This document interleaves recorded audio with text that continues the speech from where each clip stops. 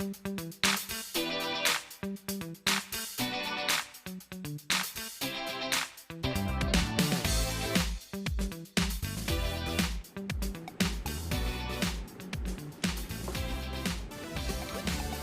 my friends.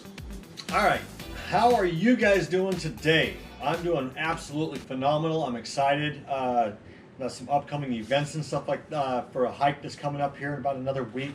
But you guys, I wanted to talk to you guys a little bit about here for the next few minutes about a subject that doesn't really get talked about a lot, but I think it's important that we do and that we educate others. So I'm fresh off the Appalachian Trail, well, not fresh off the Appalachian Trail. It's been 3 months since I've been since I finished through hike of the AT, and I've started to share some of my other adventures as well, and starting to do some educational videos, if you will, and from my experience and things that that I have opinions on, and that may help you. It may or may not help you. But today, what I have for you is definitely going to help you. And if it doesn't help you because you already know, that's okay. Share it with other people and make sure that you're educating others as well. But today, we're going to talk about poop. Well, about pooping on the trail. When you're out on a hike, whether it be just a weekend thing, a day hike, or a through hike, whatever it might be, we want to make sure that we're using proper etiquette when it comes to pooping on the trail. Okay? And preferably not on the trail, but while you're on the trail. So we want to make sure the first thing is it's coming on. We know we got to get our business done. We want to leave the trail. Okay? We want to leave the trail far enough off the trail that nobody can see us, right? Because we don't want other people to watch us. And we certainly don't want to watch other people, correct? Well, it happens, and I know that I've seen it a couple of times. And so, but we don't want to see that. You know, we just want to make sure that we are doing our due diligence and being respectful and leaving the trail far enough off that that people don't need to watch us. All right. So the next thing is when you do find a spot, and always look for a spot that's got plenty of dirt. Obviously, if you got a bunch of rocks and everything, it's not going to work out too well, you guys. And that's kind of another thing is if we're in rocks and we have to do that, let's make sure that we're prepared to carry it out with us. I've never had to do that yet, but at some point I will. There are trails out there that require you to take it out with you. So be always prepared, and I always was prepared. I had the extra bags and things like that to do so. And there's also a process that you can go through to do that. You know, making sure that you do it in a bag that, well, I always carried a gallon-sized Ziploc bag, okay?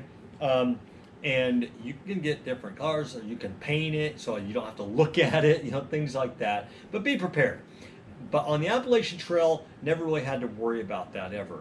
But always look for that dirt. Always look for dirt that you can dig a hole in. And what's the size of the dirt? Size of the hole that we need to dig? 6 to 8 inches, correct? Deep, 4, 6, 8 inches wide, as big as you can get that thing. Making sure that you do that. Now, I am guilty of not digging holes that deep. Not because I didn't want to, but because I couldn't. Now, I'd always do my due diligence, and just, you guys, make sure you're doing your due diligence as well.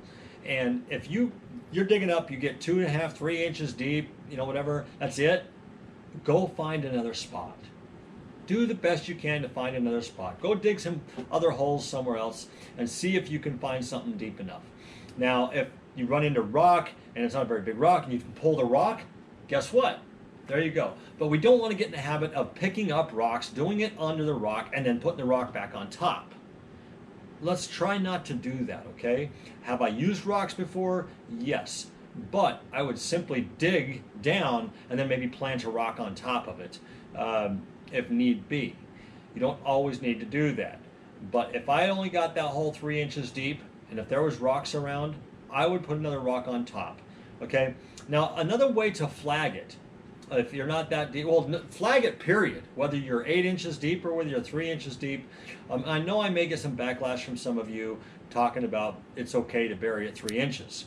Well, if that's all we can do, just doing our due diligence, then, you know, we just got to do what we can do. Fair enough. That's my opinion. And anyway, put a stick in it when you're done. If you put a stick in it, that's like a marker. That's like a flag saying, hey, there's poop here. Is everybody going to know that? No. That's why it's important for us to educate people and let them know on hikes, oh wait, yeah, there's a stick right there. That very well could be somebody's cat hole. Okay, and we call that a cat hole.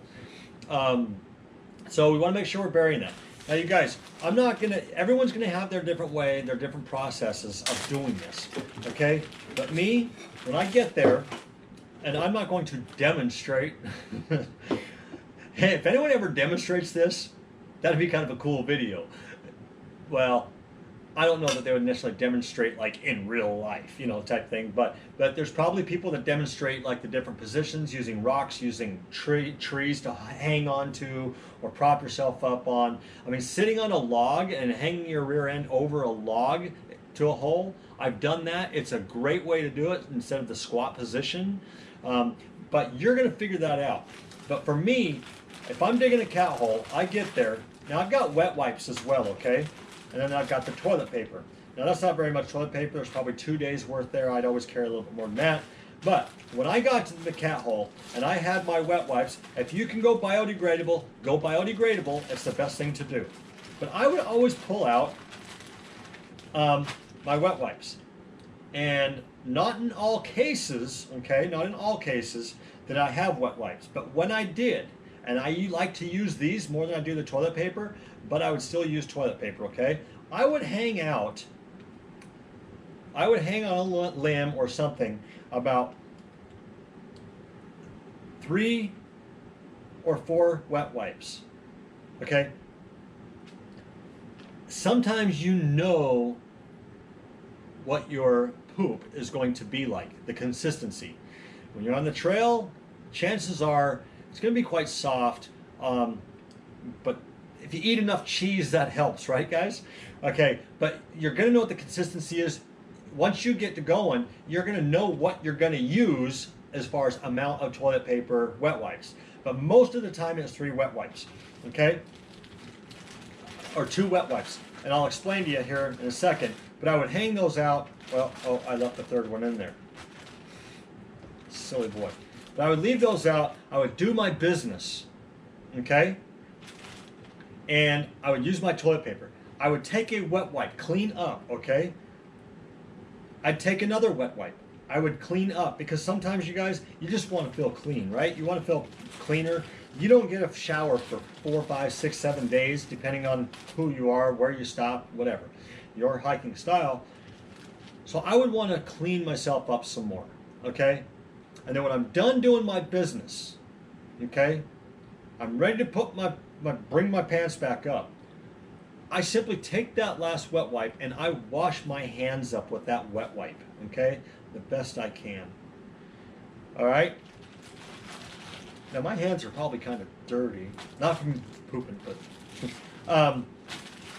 but after I clean up my hand, wipe my hands with that wet wipe, I get my hand sanitizer out, squirt some hand sanitizer on there as well, get it cleaned up. I put my toilet paper away. I put my wet wipes away. That way my hands are clean when I start touching my stuff again. Does that make sense to you? Now this never touches poop.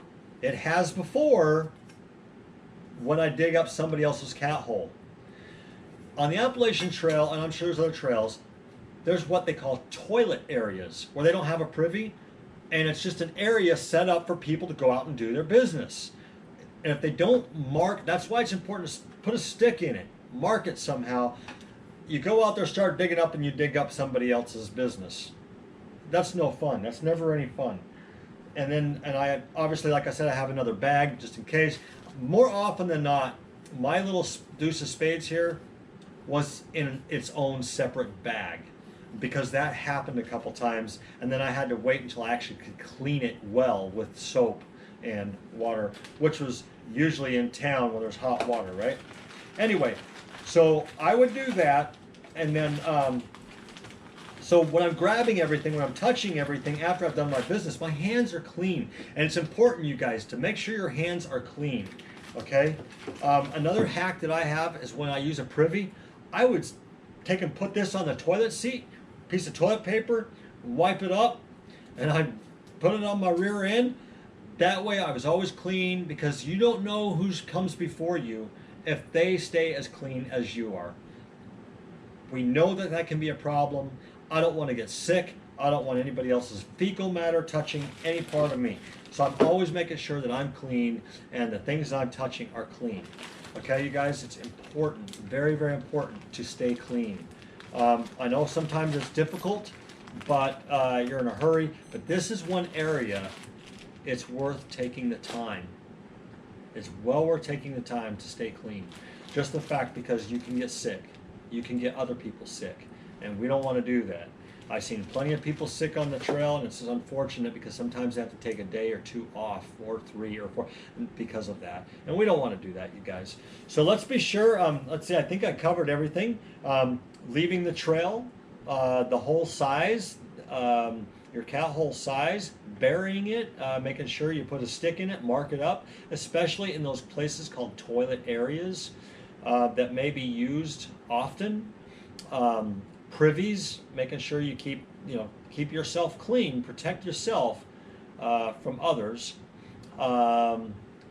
Making sure you're cleaning your hands up before you touch it. Have everything laid out before you do your business, and that way you can clean your hands. And if you don't have wet wipes, I highly suggest you carry them. Do it, okay?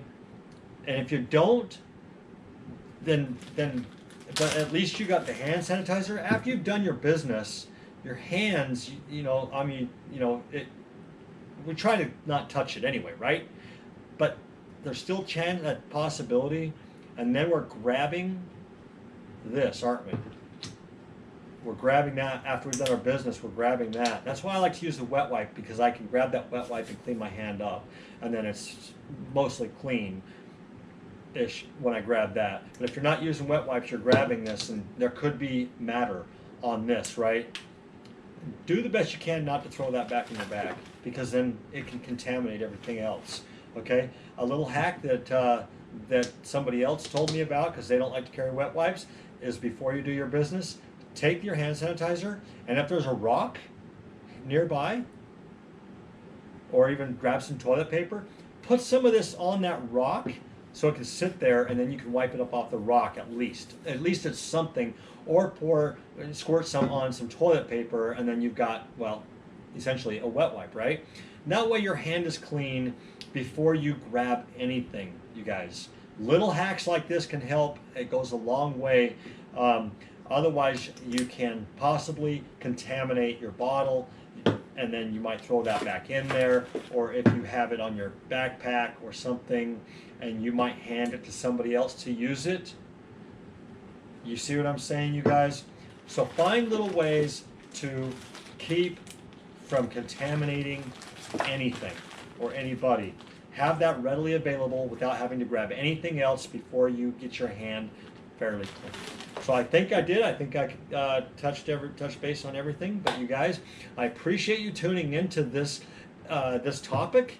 And make sure you're out there reaching out to others and helping others understand the importance of being clean, keeping your hands clean during this process of your hike, and just educating people. Flag your poop, flag it. Not everybody knows it, but many do. Many people that are experienced hikers do. And you guys, if you haven't subscribed to my channel, please do, and then go ahead and hit that little bell right there to the right, and that will notify you to get when I got another video coming. And I do have more videos coming. I'm excited to share more informational, educational things about my experience on the through hike of the Appalachian Trail, and of course continuing to bring to you more adventures of other trails that are out there. So again, thanks so much, and share this video with others, please. Just so it can help other people understand and maybe learn some little tricks and things like that. And if you really want to go out and learn more about the different positions, if you will, you can find those as well. So appreciate it, and you guys have a wonderful day. Bye-bye.